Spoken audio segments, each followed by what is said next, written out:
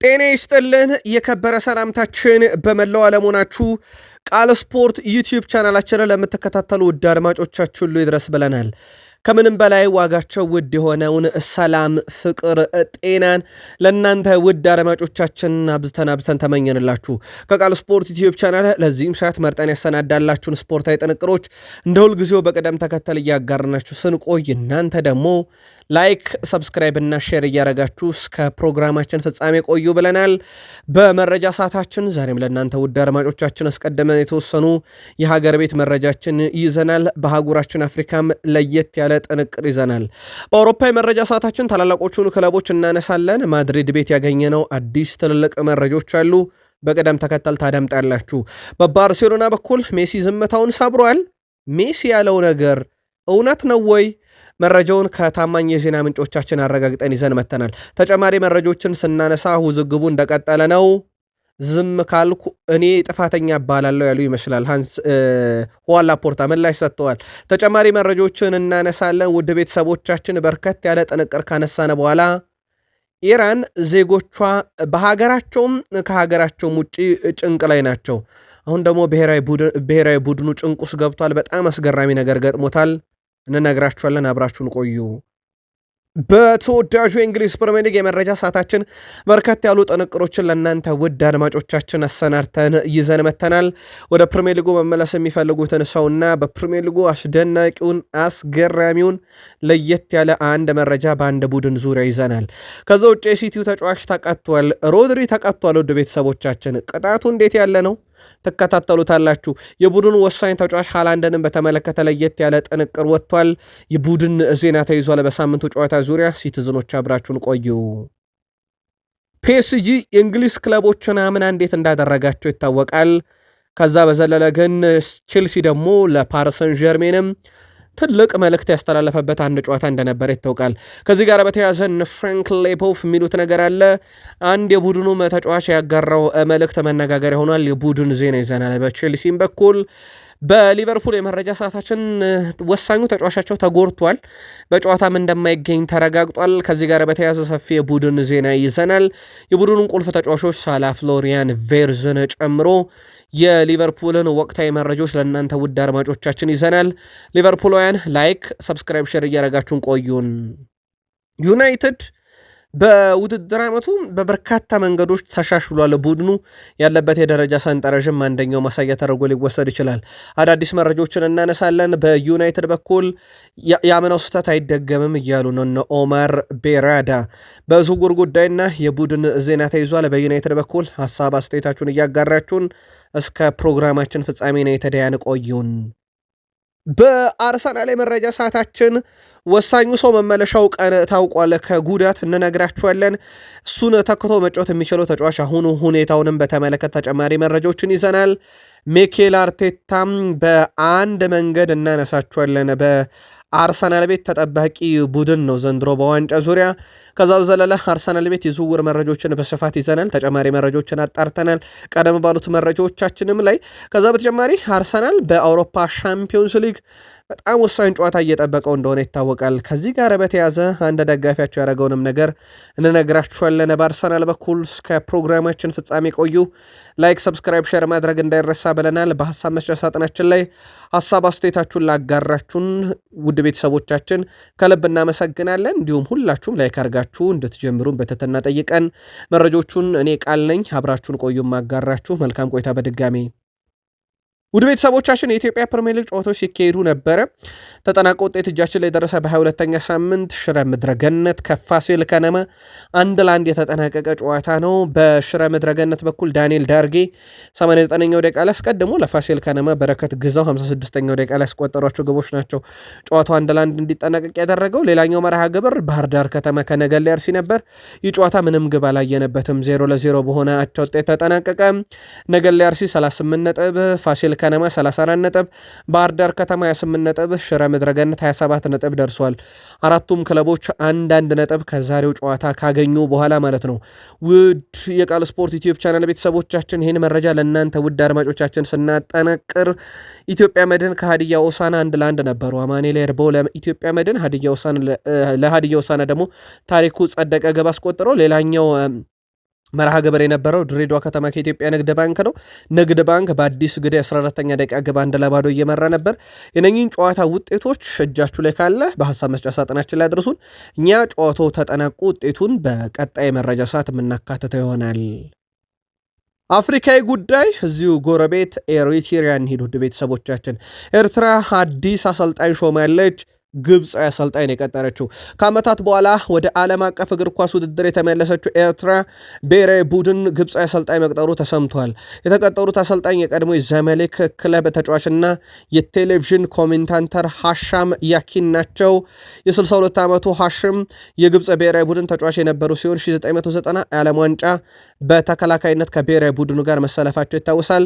እኚህ ጡረተኛ ዛሬ በማህበራዊ ገጻቸው ለኤርትራ ብሔራዊ ቡድን ለማሰልጠን ወደ አስመራ እየተጓዙ መሆኑን ይፋ አድርገዋል። ራሳቸው የቅጥር ሁኔታቸውን በተመለከተና ምን ያህል ደሞዝ እንደሚከፈላቸው እስካሁን የተባለ ነገር የለም። የኤርትራ ብሔራዊ ቡድን ለ2027 አፍሪካ ዋንጫ የምድብ ማጣሪያ ከኢስቶኒያ ጋር መደልደሉ ይታወቃል። ይህ ግጥሚያ የፊታችን ማርች 25 እና ማርች 31 እንደሚካሄድ ፕሮግራም የተያዘ ቢሆንም ጨዋታው የሚካሄድበት ስቴዲየም ግን እስካሁን ይፋ አልተደረገም።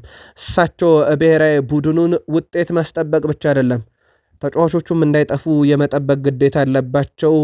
ግብፃዊ ናቸው። ኤርትራን ያሰለጥናሉ። ወደ አውሮፓ መረጃችን ተሻገርን። የሪያል ማድሪዱ የግራ መስመር ተጫዋች አልቫሮ ካሪየርስ ጉዳት አጋጥሞታል።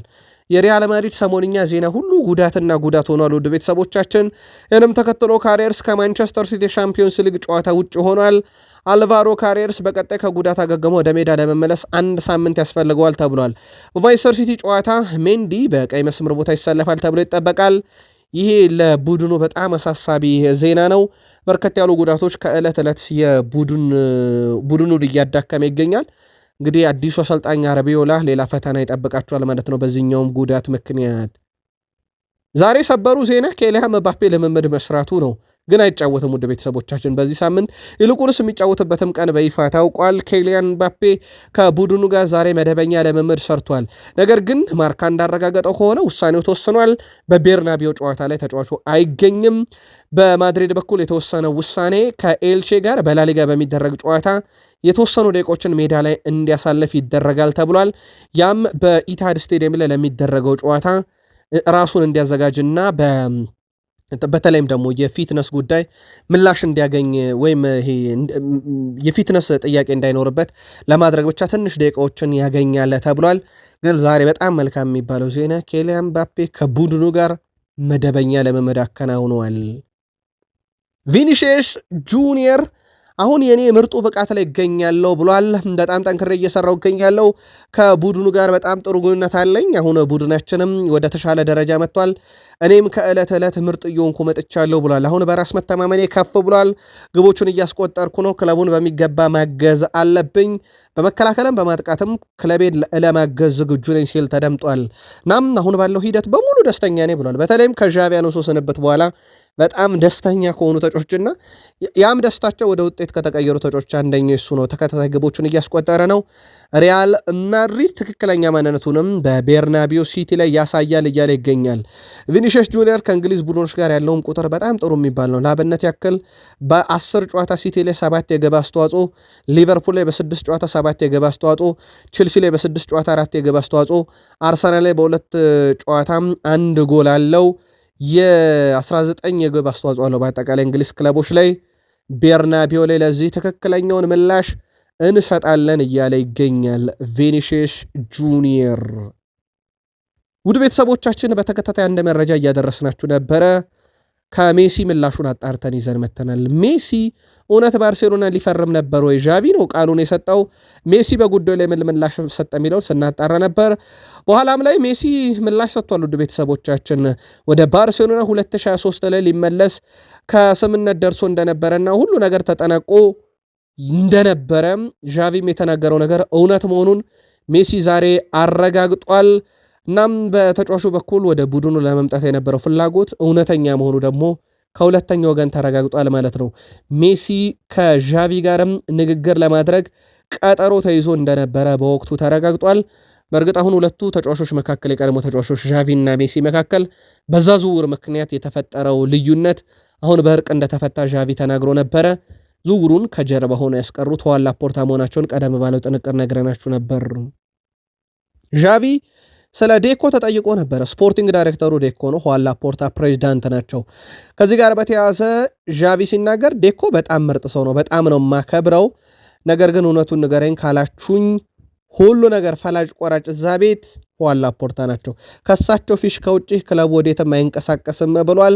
በቡድን ዙሪያ ሜዳ ላይ ካሉ ተጫዋቾች ጋር በተያያዘ የቡድኑ የጀርባ አጥንት ላሚን ያማል፣ ፔድሪ፣ ባልዴ፣ ኩባርሲ፣ ፌርሚን ሎፔዝ እነኚህ በትክክል የምተማመንባቸው እኔም ቡድኑን ጠንካራ እንዲሆን ያደረጉ ናቸው። እናም በሊግ ዋንጫ ደረጃም ስናነሳ 2 ዋንጫዎችን እነኚህ ተጫዋቾች በጣም ቁልፍ ነበሩ ብለዋል። በተለይም ላሚን ያማል አሁን ወርልድ ክላስ የሚባልበት ደረጃም ላይ ደርሷል በሚል አወድሶታል። ቀጣይም ባሎንዶርን እጠብቃለሁ ከዚህ ተጫዋች እያሉ ይገኛሉ ዣቪ ሄርናንዴዝ። በጉዳዩ ላይ ግን ሜሲ ዛሬ የሰጠው ምላሽ በጣም አነጋጋሪ ነው። ሁዋን ላፖርታ እችን ነገር ዝም ካልኩኝ ትጸናብኛለች ያሉ ይመስላል። በ2023 ሜሲ ወደ ባርሴሎና ለመመለስ ተስማምቶ እንደነበር ገለጸው ዣቪ እንዳይሳካ ያደረገው ላፖርታ ነው ካለ በኋላ ሜሲም እውነት ነው ብሎ ማረጋገጫ አሁን ላይ ልኳል። ላፖርታ ሜሲ ከሱ ጋር እንዳይጋጭና ስልጣኑን እንዳያሳጣው እንዲመለስ አልፈለገም ብሎ ነበር ዣቪ አያይዞ የነገረው። ሁዋን ላፖርታ በኩላቸው የዣቪን ቃላት ውድቅ በማድረግ ልቤን የሰበረ ሰው ብለውታል። በሜሲ ዣቪና ኮማን ዙሪያ የወሰንኳቸው ትልልቅ ውሳኔዎች በሙሉ የክለቡን ጥቅም ያስከበረ ነው እያሉ ነው። ያ ማለት ኮማንንም ከአሰልጣኝነት ሳባር፣ ዣቪንም ሳባር፣ ሜሲም ወደ ቡድኑ ድጋሜ እንዳይመለስም ከክለቡም መጀመሪያም ሳሰናብተው የወሰንኩት ውሳኔ ክለቡን ባርሴሎናን ለመጥቀም ነው ብሏል። የሜሲን መመለስ በተመለከተ ፍቃዴን ሰጥቼ ውል ይዘጋጅ ብያለው። ነገር ግን የሜሲ አባት መጥቶ አልተሳካም፣ ወደ ኢንተር ሚያሚ ለመሄድ ወሰነናል ብሎኛል ብለው ሁዋን ላፖርታ ደግሞ አሁን እየተከራከሩ ነው። ልብ አድርጉ፣ ዣቪ ሄርናንዴዝ ሜሲ ለመምጣት ፈልጎ ነበር አለ። ሜሲም አዎ እውነት ነው ልቀላቀል ተስማምቼ ነበር አለ። ሁዋን ላፖርታ አባቱ ናቸው የከለከሉት እንጂ እኔ ውሉን አዘጋጅቼ ነበር እያሉ ነው።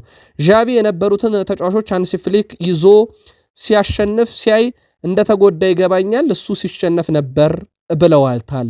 እናም ይህ ሁሉ ስም የማጥፋት ዘመቻ ነው እያሉ ነው። ሜሲ ቃሉን ሰጥቷል። አሁን ጉዳዩ ሌላ ውስብስብ ነገር ውስጥ ገብቷል። እንዳትረሱ አስታውሱ፣ ፕሬዚዳንታዊ ምርጫ ከጥቂት ቀናት በኋላ እንደሚደረግ ይታወቃል። እኛም እየተከታተልን ጉዳዩን ከስር ከስር የምናጠራላችሁ ይሆናል። ውድ ቤተሰቦቻችን የጀርመኑ ኃያል ክለብ ባየር ሙኒክ የፊት ወሰር ተጫዋች ሃሪ ኬን ከሰሞኑ በጉዳት ምክንያት ጨዋታ እንዳመለጠው ይታወቃል። የአርቡ ጨዋታ ላይ ግን ድል አድርጎ ነበረ ባየር ሙኒክ ጨዋታውን። በእርግጥ አሁን ሃሪ ኬን ልምምድ ሰርቷል። ውድ ቤተሰቦቻችን ሃሪ ኬን ከአታላንታ ጋር ከሚደረገው የአውሮፓ ሻምፒዮንስ ሊግ ጨዋታ በፊት ዛሬ ከቡድኑ ጋር መደበኛ ልምምድ ሰርቷል። ጀርመንን ቆይ የ19 ዓመቱ አፍሪካዊ ኮከብ ያን ዲዮሜንዴ የበርካታ ክለቦችን ቀለብ የሳቡ ተጫዋች በዚህ ዓመት 27 ጨዋታን አድርጎ ለአርቢ ላይፕዚግ 11 ጎል እና 7 አሲስት በአጠቃላይ በ27 ጨዋታ 18 የግብ አስተዋጽኦ አለው። ውድ ቤተሰቦቻችን ተጫዋቹ 19 ዓመት ከ114 ቀኑ ላይ ሆኖ 10 የቡንደስሊጋ ግቦችን አስቆጥሯል። ያ ማለት ከዚህ ዕድሜው በታች ሆኖ በቡንደስሊጋ በርካታ ግብ አስቆጥሮ የነበረው ሉካስ ፖዶልስኪ በአርሰናል ሲጫወት እናስታውሳለን እና ጀደን ሳንቾ በቦሩሲያ ዶርትመንድ በነበሩ ሰዓት ነበረ ከዚህ ዕድሜ በታች ሆኖ 10 ሲደመር ግብ ያስቆጠሩት። አሁን ያን ዲዮሜንዲ ይሄ ላይ ደርሷል። በቀጣይ ተጫዋቹን የገላቸው ለማድረግ በርከት ያሉ የአውሮፓ ክለቦች እንቅስቃሴ ሲያደርጉ በተለይም በፕሪሚየር ሊግ በትልቁ የሚጠበቀው ተጫዋች እንደሆነ ይታወቃል። ጀርመን ላይ እንቆይና አንድ መረጃ ካነበብኩት ላካፍላችሁ። ጉዳዩ 2004 በፈረንጆች አቆጣጠር ላይ ነበረ። ዩኒየን በርሊን በሊጉ ለመመዝገብ መክፈል የሚገባውን 1.5 ሚሊዮን ዩሮ መክፈል ይቸገርና ክለቡ ሳይመዘገብ ይቀራል። ታዲያ እንደ መፍትሄ የተደረገው ነገር በወቅቱ ደጋፊዎች ደም ነበር የሰጡት። በጀርመን ደም ለሚለግሱ ሰዎች መንግስት የተወሰነ ገንዘብ ጉርሻ ይሰጥ ነበረ። ምናልባት በሁሉም ሀገራት የየራሳቸው ሂደቶች አሉ።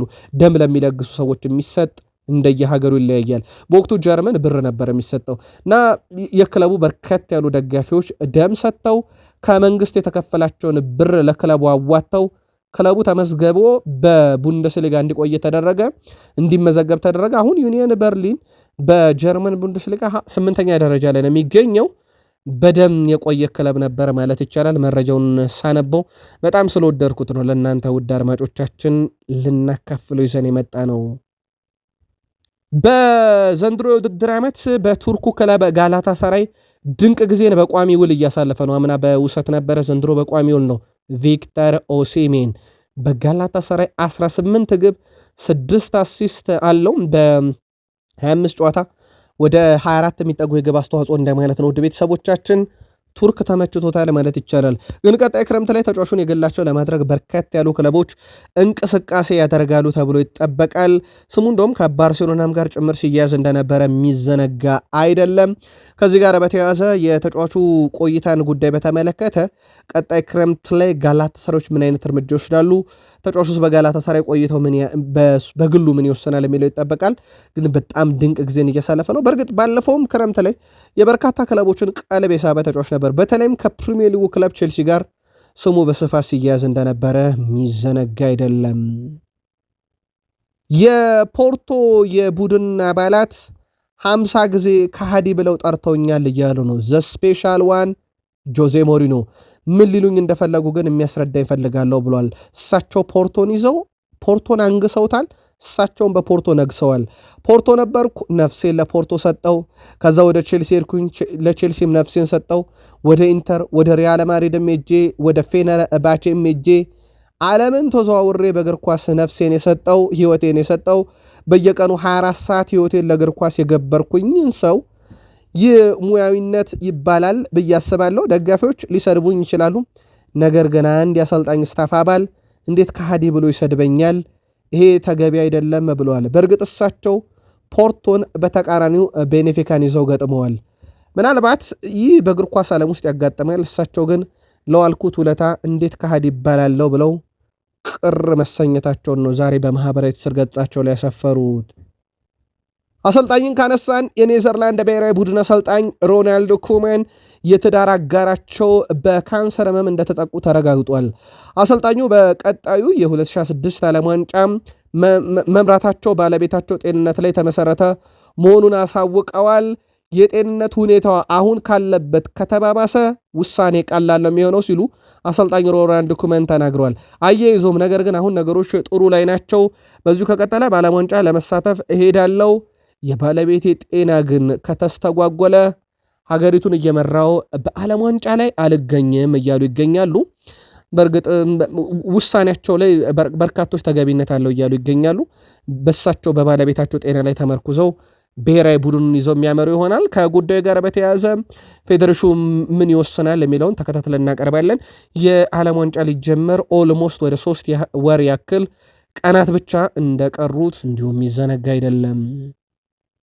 ኢራን ዜጎቿ ጭንቅ ላይ ናቸው። በገዛ ሀገራቸው በብዙ ኪሎ ሜትር ተሰጋግራ በመጣችው አሜሪካም እየተቀጠቀጡ ይገኛሉ። በእርግጥ ኢራንም ለጉዳዩ በርከት ያለ አጸፋዊ ምላሽ በቀጠናው ዙሪያ እየሰጠች ትገኛለች። ጉዳያችን ስፖርት ነው። ወደ ስፖርቱ እንመለስ።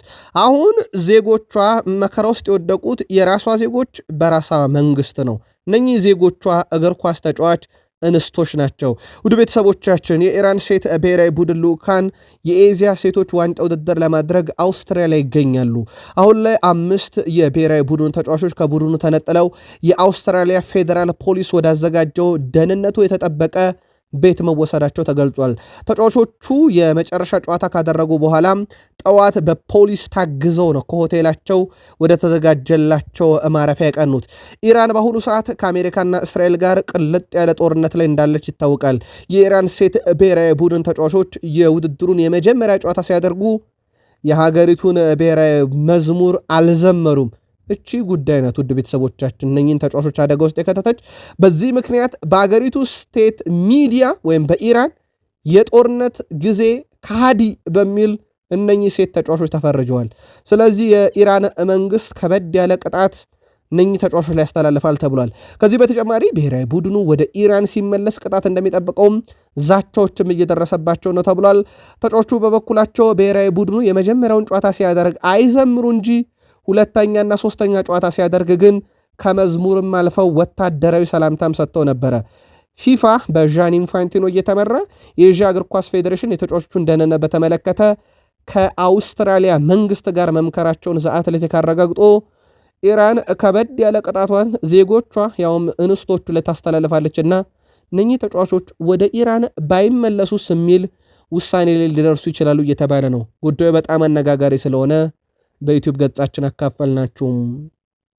ውድ ቤተሰቦቻችን ብራዚላዊ ተጫዋች ኔይማር ለቀጣይ ወዳጅነት ጨዋታ ለብሔራዊ ቡድኑ ጥሪ ሊቀርብለት መሆኑ ተረጋግጧል። አሰልጣኝ ካርሎ አንቸሎቲ ኔይማርን በስብስባቸው ለማካተት ማሰባቸውን እየተነገረ የሚገኘው ካርሎ አንቸሎቲ ኔይማር በአካል ተገኝተው መመልከት እንደሚፈልጉም ተዘግቧል። ብራዚል በቀጣይ ከፈረንሳይና ከክሮሺያ ጋር የዓለም ዋንጫ ቅድመ ዝግጅት ጨዋታ ነው ያለባት። ስለዚህ በእነኚህ ቅድመ ዝግጅት ጨዋታ ላይ በቡድኑ ማን ይካተት ወይም በብሔራዊ ቡድኑ ማን ይጫወት የሚለው ለመወሰን ኔይማርን በአካል ጭምር የማየት ፍላጎት እንዳላቸው ተዘግቧል። ስለዚህ ቀጣይ ሳንቶስን ጨዋታ እሳቸው በስቴዲየም ተገኝተው ይመለከቱታል ተብሎ ይጠበቃል። ውድ የቃል ስፖርት ዩቲዩብ ቻናል ቤተሰቦቻችን ከእናንተ ከሆነው ቃል ስፖርት ዩቲዩብ ቻናል ለዚህ ሰዓት መርጠን ያሰናዳላችሁን ስፖርታዊ ጥንቅር እያጋራናችሁ እንገኛለን። ከተወዳጁ የእንግሊዝ ፕሪሚየር ሊግ ወዳገኘናቸው የዕለቱ ጥንቅር እንሻገር። ከፕሪሚየር ሊግ የመረጃ ሰዓታችን ጋር ላይክ፣ ሰብስክራይብ፣ ሼር እያደረጋችሁን አብራችሁን ቆዩ። ወደ ፕሪሚየር ሊግ መመለስ እንደሚፈልጉ ምናልባትም አንድ ቀን እንደሚመለሱ እናም በክለብ ደረጃም ከታዩ በፕሪሚየር ሊግ ክለብ ደረጃ እንደሚታዩ አረጋግጠዋል። ስካይ ስፖርት መረጃውን ይዞ ወጥቷል። ካርሎ አንቸሎቲ ካርሌቶ ናቸው። ግን ወደ አሰልጣኝነት ከብሔራዊ ቡድን ወጥተው ለመመለስ በጣም የሚቸግር ይመስላል። ምክንያቱም በብራዚል ብሔራዊ ቡድን ከዓለም ዋንጫም በኋላ ለመቆየት ስምነት እንዳላቸው ይታወቃል። በዚህም ምክንያት ወደ ክለብ እግር ኳስ ላይመለሱ ይችላሉ እየተባለ ነው። እሳቸው ግን ወደ ክለብ እግር ኳስ አሰልጣኝነት መመለስ እፈልጋለሁኝ፣ ከተመለስኩኝም ምርጬ አንድና አንድ ነው በእንግሊዝ ፕሪሚየር ሊግ ብለዋል። በቼልሲ በኤቨርተን እናውቃቸዋለን። በተለይም ከቼልሲ ጋር ስኬታማ ጊዜን አሳልፈዋል። የፕሪሚየር ሊግንም ዋንጫ አሳክተው እንደነበረ የሚዘነጋ አይደለም። በእንግሊዝ ፕሪሚየር ሊግ ከሚሳተፉ ክለቦች ውስጥ ሁሉም በአውሮፓ ሻምፒየንስ ሊግ 16 ጥሎ ማለፍ ውስጥ በኤሮፕ ሊግም በኮንፈረንስ ሊግም እንደገቡ ይታወቃል። በታሪክም ለመጀመሪያ ጊዜ 6 ቡድኖች ከ16ቱ እንግሊዝን የወከሉ ናቸው። ከዚህ ውስጥ አንደኛው የኤዲሃው ኒውካስል ዩናይትድ ነው። አስገራሚ ሪከርድ በዚህ ዓመት ይዟል። በኒውካስል ዩናይትድ በኩል የ16 ጥሎ ማለፍ ጨዋታውን ከባርሴሎና ጋር እንደሚያደርግ ይታወቃል። ይህ ቡድን ውድ ቤተሰቦቻችን በዚህ ውድድር ዓመት 565 ደቂቃ ከ36 ሰከንድ ያክል በድምሩ ጨዋታን መርቷል። ያ ማለት 1-0 የሚሆን 2-0 3-0 የሚሆን የጎል ልዩነቱ መጠኑ ሳይሆን ብቻ ኒውካስል ዩናይትድ ጨዋታን ለእንደዚህ ያህል ደቂቃ በድምሩ ባደረጋቸው 8 የምድብ 2 የጥሎ ማለፍ ጨዋታ በአጠቃላይ በድምሩ ጨዋታን መርቷል።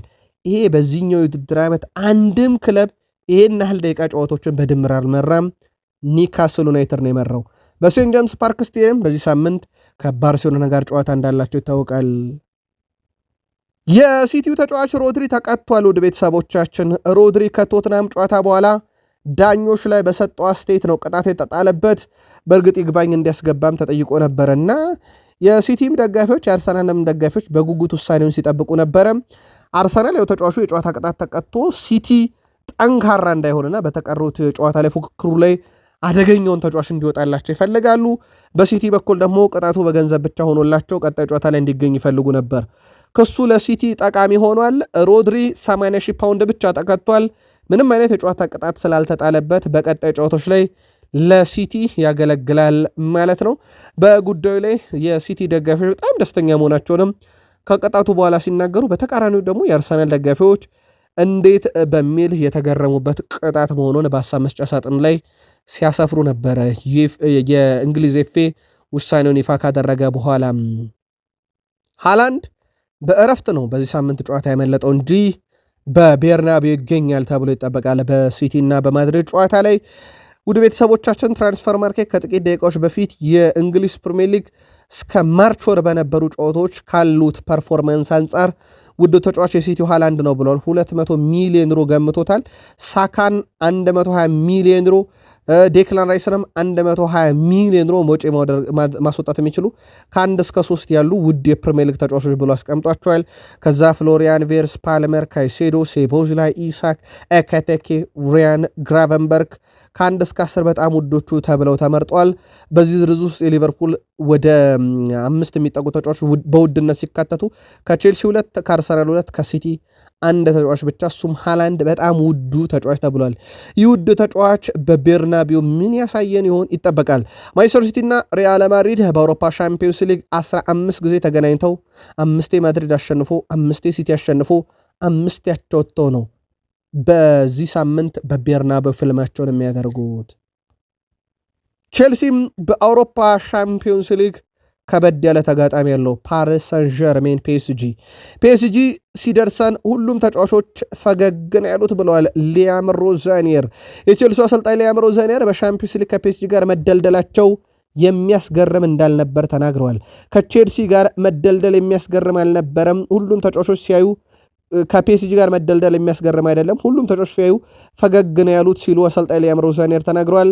ኤንዞ ፈርናንዴዝ በኩሉ ከቼልሲ ጋር የአውሮፓ ሻምፒዮንስ ሊግ ዋንጫ የማሸነፍ ህልም ስላለኝ ይህ ጨዋታ ደግሞ በደንብ ራሳችንን ፈትነን ለዋንጫ ለመብቃት ራሳችን የምናዘጋጅበት ጨዋታ ነው ብሏል።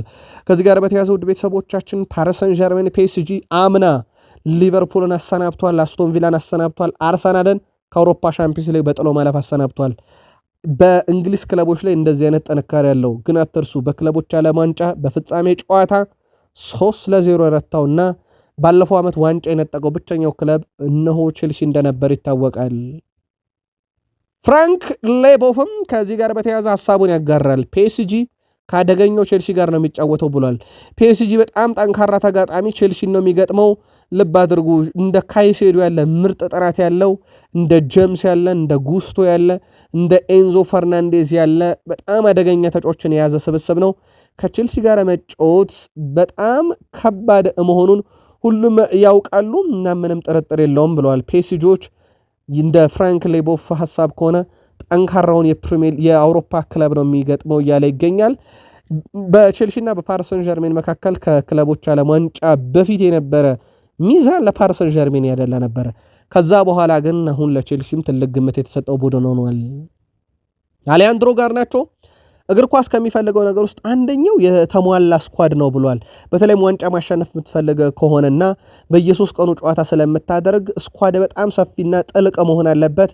አሁን በቼልሲ ቤትም ያለው ያ ነው ብሏል። በጣም ሰፊና ጥልቅ ስኳድ አለን። በየ3 ቀኑ ነው የምንጫወተው። በሁሉም መድረክ አለን። በኤፍኤ ካፕ አለን። በሻምፒዮንስ ሊግ አለን። በፕሪሚየር ሊጉም በሚቀጥለው ውድድር ዓመት ጥሩ ደረጃን ይዘን ለማጠናቀቅ እና በአውሮፓ ትኬት ለመቁረጥ በሚያስችል ቦታ ላይ ነን። ይህም የስኳድ ዴብዛችን በጣም ሰፊ ስለሆነ ነው ብሏል። ከዚህ ጋር በተያያዘ ውድ ቤተሰቦቻችን በሳምንቱ አስቶን ቪላን በፕሪሚየር ሊግ ድል እንዳደረጉ ይታወቃል። በዚህ ሳምንት ሲሆን በዛኛው ሳምንት ላይ ከዛ ጋር በተያያዘ ውድ ቤተሰቦቻችን በሳምንቱ አጋማሽ በነበረው ጨዋታ ላይ ቪላ ላይ ሃትሪክ የሰራው ዦዋ ፔድሮ 29ኛ ሳምንት የተወዳጁ የእንግሊዝ ፕሪሚየር ሊግ የሳምንቱ ምርጥ ተጫዋች ተብሎ ተመርጧል።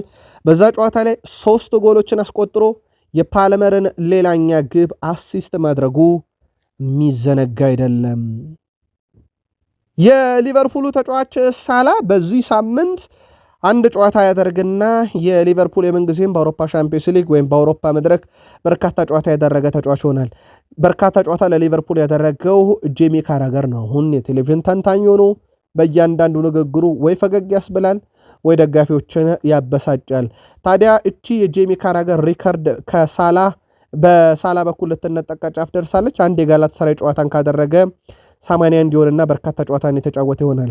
ስቴቨን ጄራርድ 73 ጨዋታን፣ አንዲ ሮበርትሰን 64 ጨዋታን አድርገዋል በአውሮፓ መድረክ። በጨዋታው ላይ ሌላ የሚጠበቀው ተጫዋች ፍሎሪያን ቬርዝ ነው። በሻምፒዮንስ ሊግ በዘንድሮ ውድድር ዓመት 7 ጨዋታ ተጫወተ። 17 የግብ ዕድሎችን ፈጠረ፣ 2 አሲስት አለው። እንዲሁም 57 ኳሶችን ወደ ሳጥን ውስጥ አሻግሯል። አንድ የአውሮፓ ሻምፒዮንስ ሊግ ግብም አለው። ይህም ተጫዋች በምሽቱ ጨዋታ ይጠበቃል። ሊቨርፑል ትልቁ ችግሩ በራምስ ፓርክ ስቴዲየም ሄዶ ጋላታሳራይን አሸንፎት አያውቅም። ወይ ጋላታሳራይ ያሸንፈዋል ወይ 0-0 ወይ 1-1 ይጠናቀቃል ጨዋታው። ይሄ ነው ሪካርዱ። ይሄን ለመስበር ነው ወደ ቱርክ የሚያቀኑት። በዚህ አጋጣሚ ታዲያ የቡድኑ ወሳኝ ተጫዋች በጉዳት ምክንያት አይገኝም። የሊቨርፑል ግብ ጠባቂ አሊሰን ቤከር ወደ ቱርክ እንደማይጓዝ ተረጋግጧል።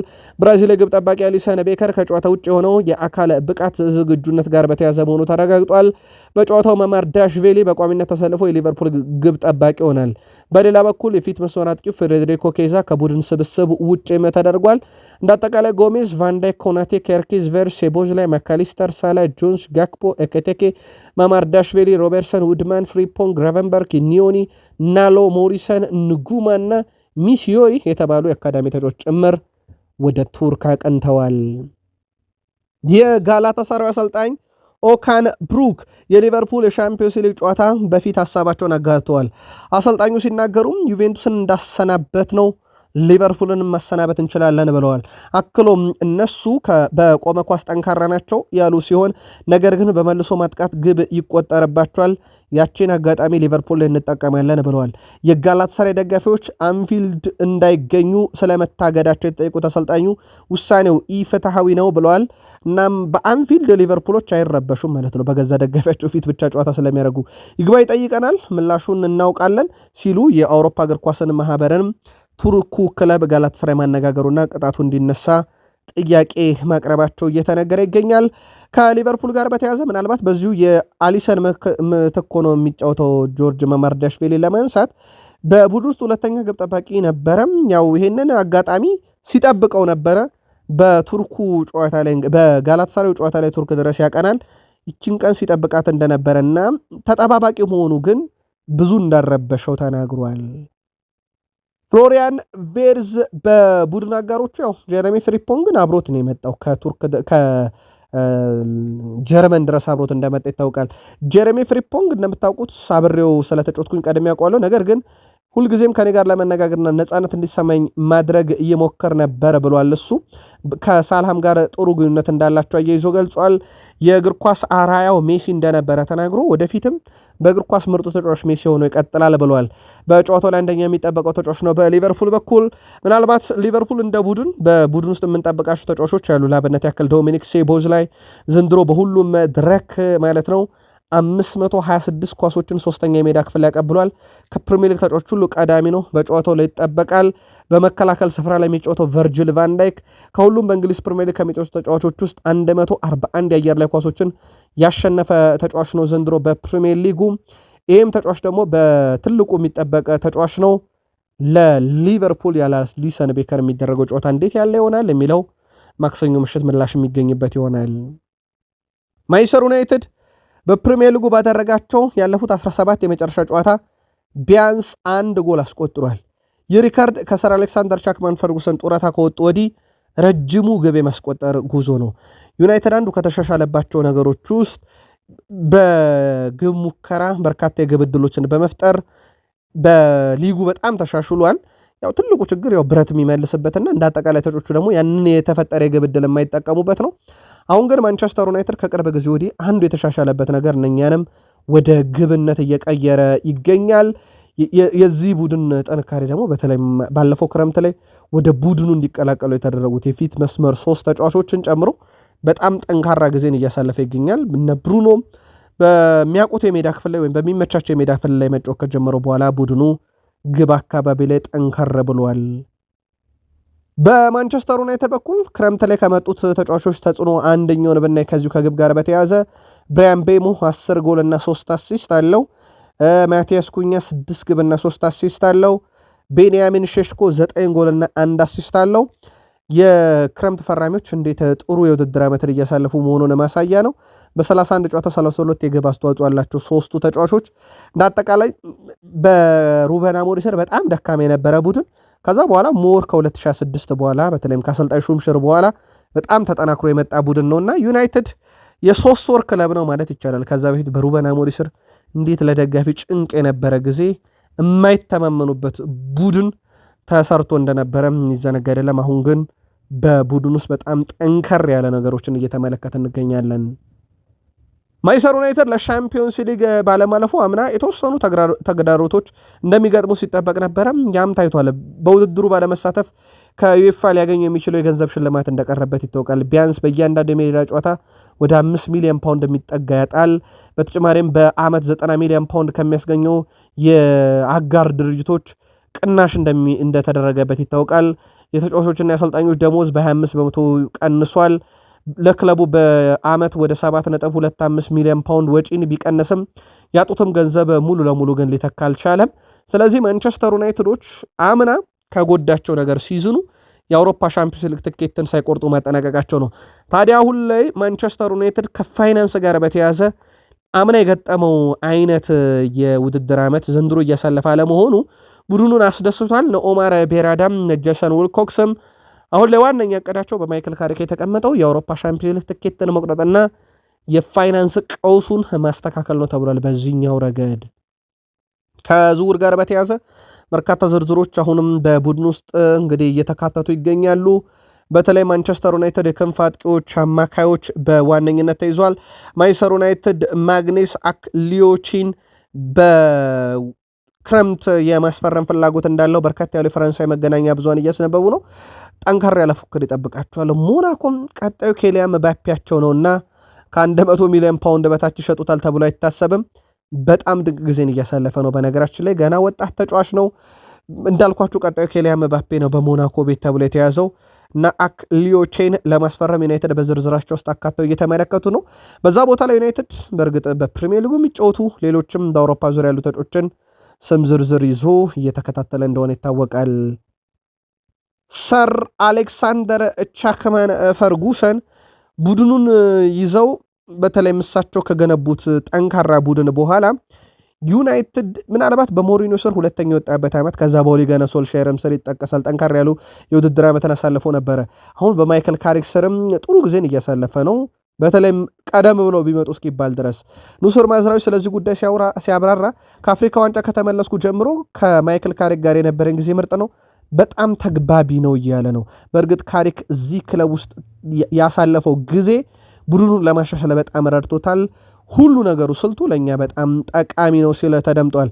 በዚሁ ግን ሰር አሌክሳንደር ቻክማን ፈርጉሰንን ስላነሳን አንድ መረጃ እናክልላችሁ። ሰር አሌክስ ፈርጉሰን አዲስ መጽሐፍ ይዘው ብቅ ሊሉ ነው።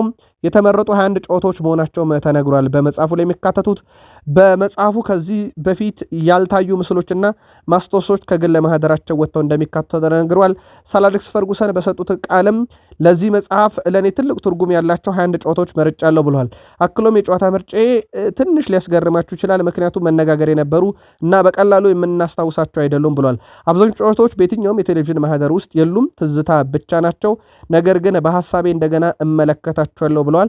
አዲሱ መጽሐፋቸው በቅርቡ ይጠበቃል። በአርሰናል በኩል የቡድኑ ወሳኝና ቁልፍ ተጫዋች እንዲሁም ካፒቴን ማርቲን ኦዴጋርድ መች ወደ ጨዋታ ይመለሳል በሚል ጉዳይ ላይ አርሰናሎች ይፋ አድርገዋል። ማርቲን ኦዴጋርድ ከማርች ወር መጠናቀቅ በፊት ወይም ከዚህ ወር መጠናቀቅ በፊት ወደ ሜዳ ይመለሳል ተብሏል። ሚኬል አርቴታም በተጫዋቻቸው በኩል 100% ዝግጁ ሲሆን እናጫውተዋለን፣ ሪስክ አንወስድም ሲሉ ተደምጧል። ከዚህ ጋር በተያዘ ማርቲን ኦዴጋርድ በቡድን ውስጥ አምበል አይሆን ከሚል ጭቅጭቅ አሁን ረገብ ብሏል። በጉዳት ምክንያት የለም። ከጉዳት ከተመለሰ በኋላ አሲስት አበርክቶ ነበረ ካስታውሳችሁ ለቪክተር ጌኬሬሽ፣ ግን ከዛ በኋላ ተጫዋቹ በጉዳት ምክንያት ለቡድኑ ግልጋሎት እንዳልሰጠ ይታወቃል። አሁን ላይ ከዚህ ወር መጨረሻ በፊት ከጉዳት ተገግሞ ከነ ሙሉ ፊትነሱ እንደሚመለስ ነው ሚኬል አርቴታ ያረጋገጡት። እሱን ተክቶ እንግዲህ መጫወት የሚችል በርካታ ተጫዋች ያላቸው አሁን ላይ ኢብሪቼ ኢዜ ያለ፣ ማክስ ዶማን ያለ። ኢብሪቼ ኢዜ ልምድ ያለው ተጫዋች ነው። ማክስ ዶማን ገና ታዳጊ ነው። ከዚህ ጋር በተያያዘ ኢብሪቼ ኢዜ ስለ ታዳጊው ማክስ ዶማን ሀሳቡን አጋርቷል። በጣም የተለየ ተጫዋች ነው ብሎታል ማክስ ዶማንን። እንደዚህ አይነት ሁኔታዎች መጫወት መቻሉ ከኳስ ጋር ያለው ምቾትና ተጫዋችን ድሪብል አድርጎ የሚያልፍበት መንገድ ገና ካሁን ምን ያህል የተለየ ተሰጥኦ እንዳለው ተመልክቻለሁ። እኛ በቻልነው አቅም እንዲያድግ ራሱን እንዲያሻሽልና ሙሉ አቅሙ ላይ እንዲደርስ እናግዘዋለን ብለዋል ሚኬል አርቴታም ይሄንኑ ይዘት ያለው ሀሳብ በተጫዋቹ ዙሪያ አጋርተው ነበረ። ስለዚህ በቀጣይ ቢያንስ አርሰናልን ጫና ውስጥ የማይከቱ ጨዋታዎች ሲኖሩ መጠቀም ይችላሉ። ኦዴጋርድ ከነ ሙሉ ፊትነሱ እስኪመለስ ድረስ በጣም አስደናቂ ጊዜንም ተጫዋቹ በአካዳሚም በዋናው ቡድኑ እድሉን ሲያገኝ እያስመለከተ ይገኛል። በፕሪሚየር ሊግ ታሪክ 89 እና ከዛ በላይ የሚሆኑ ነጥቦችን በአንድ የውድድር ዓመት መሰብሰብ የቻሉ 6 አሰልጣኞች አሉ። 7ኛው ሰው ሚኬል አርቴታ ሆነዋል። አርሰን ቬንገር፣ ሰር አሌክስ ፈርጉሰን፣ ፔፕ ጋርዲዮላ፣ ጀርገን ክሎፕ፣ ጆዜ ሞሪኖ፣ አንቶኒዮ ኮንቴ 89 ነጥብ ደርሰዋል። ሁሉም ዋንጫ በልተውበታል። ውድ ቤተሰቦቻችን ከሚኬል አርቴታ በቀር ማለት ነው። ከሚኬል አርቴታ በቀር እነኚህ አሰልጣኞች ሰር አሌክስ ፈርጉሰን በዩናይትድ፣ አርሰን ቬንገር በአርሰናል፣ ፔፕ ጋርዲዮላ በሲቲ፣ ክሎፕ በሊቨርፑል፣ ጆዜ ሞሪኖ በቼልሲ፣ አንቶኒዮ ኮንቴ በቼልሲ 89 ነጥብ የዋንጫ ባለቤት አድርጓቸው ነበረ። ለአርቴታ ሲሆን ግን አልሆነላቸውም። ግን ይህንን ነጥብ ላይ የደረሱ የፕሪሚየር ሊግ አሰልጣኝ ሆነዋል። በዘንድሮ የውድድር ዓመት ያው በትልቁ ዋንጫ ለማንሳት እንግዲህ እድል ያላቸው ዓመት ነው። በእርግጥ ባለፉት 3 ዓመታትም እድሉ ነበራቸው፣ ግን ከሁለተኝነት ፈቅ ሊያደርጋቸው ባይችልም ከዚህ ጋር በተያያዘ ግን ከሰሞኑ አንድ በጣም አስገራሚ ነገር እንንገራችሁ። አንድ ግለሰብ እንግዲህ በሆስፒታል ውስጥ ቀዶ ጥገና ይደረግለታል። ከማደንዘዣው ሲነቃ የመጀመሪያ ጥያቄ ውድ ቤተሰቦቻችን አርሰናል አሸነፈው የሚል ነው። አርሰናል ከብራይተን ነበረ ጨዋታው። ብራይተን 1-0 አሸንፎ ነበር። ሐኪሙም አዎ ይለዋል። ሲቲስ እንዴት ሆነ ብሎ ይቀጥላል። በጨዋታው ሲቲ ከኖቲንጋም ፎረስት 2-2 ነበረ ጨዋታው የተጠናቀቀው። የወቅቱ በጣም አነጋጋሪ ጉዳይ ነበረ። ከዝውውር ጋር በተያያዘ የቶናሊን ጉዳይ በተመለከተ ዲማርጆ ሀሳቡን አጋርቷል። መዳረሻው አርሰናል የመሆን እድሉ ሰፊ ነው። በፕሪሚየር ሊግ መቆየት ይፈልግ ከሆነ በእርግጠኝነት ምርጫው አርሰናል ነው የሚሆነው፣ ግን የጣሊያን ክለቦች ይፈልጉታል። እሱም ለጣሊያን ቅድሚያ ሊሰጥ ይችላል የሚል መረጃ አለ ብሏል። ጣሊያን የናፈቀው ይመስለኛል። ነገር ግን በፕሪሚየር ሊግም ትልቅ ሊግ ነው። ስለዚህ አሁንም ምን ማድረግ እንደሚፈልግ ተጫዋቹ መወሰን አለበት። ከዛ ከውሳኔ በኋላ በፕሪሚየር ሊግ መቆየት ከሆነ ግን ያለምንም ጥርጥር አርሰናል ምርጫው ይሆናል። የአርሰናል ተጽዕኖ ከፍ ያለ ነው። ምናልባትም ራይስን እንዳመጡበት አይነት ዝውውር ሊሆን ይችላል እያለ ነው የሳንድሮ ቶናሊን። ሌላ በአርሰናል በኩል በአማካይ ክፍል ላይ እንደ ሎሬን ጎሬስካ ያለንም ተጫዋች በባየር ሙኒክ ያለውን እየተከታተሉ ይገኛሉ። ተጫዋቹ በቀጣይ ክረምት ላይ ከክለቡ ሊለቅ የሚችልበት እድል ሰፊ ነው እየተባለ ነው። አርሰናል ጉዳዩን በቅርበት እየተከታተሉ ነው ተብሏል።